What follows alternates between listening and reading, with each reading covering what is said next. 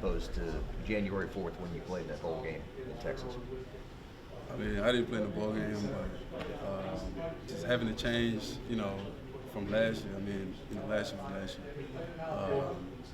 It's a new team, new coaches, new energy, around the building, and this is my third time around. So, I feel like, since I've been here, the change that's been happening is like, it's been pretty consistent with like different coaching staff, different coaching changes. But for me, it's just been like being able to adjust to it, and being around new coaches and just being able to learn from them, and pick their brains a little bit, and just develop my game and learn more and being a student of the game. So like for me, that's what I look when when there's a new change, because I know every coach that comes in has something different to teach. So I just I just adjust to the change and adapt to the teaching that they got to bring in.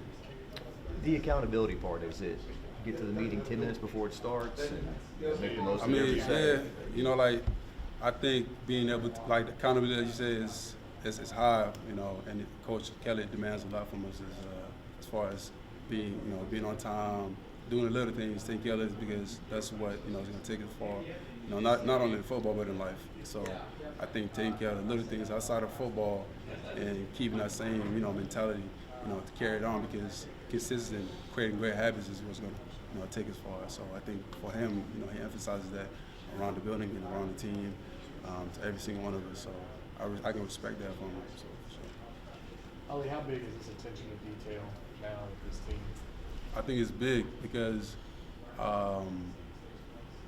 it's big because like it's a lot we can it's a lot we can do for ourselves, because like focusing on the little things as far as like let's say you leave trash on, like picking it up, put it in the trash can, or you got like an assignment, you gotta it's basically what carries on the field to where if you miss an alignment or assignment on the field, you're gonna get cursed at. So I think taking care of that outside of football, and then like I said, carrying those great habits on the field, I think that's what's gonna carry on.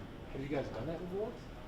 I mean, yeah, but I think it's emphasized more now, and like I said, creating like great habits and emphasizing like the great details, paying attention to details, the little things, which turn to big things. And for Coach Kelly, I think that's been a pretty big focus around here since he's been here. The coaches, the assistants last year that I had a chance to talk to, they said that they would ride Jaquaylin harder than anybody because they knew his potential and they wanted to live up to it. What can you say about Jaquaylin's potential, and what could this year mean? I think he can only take his game higher.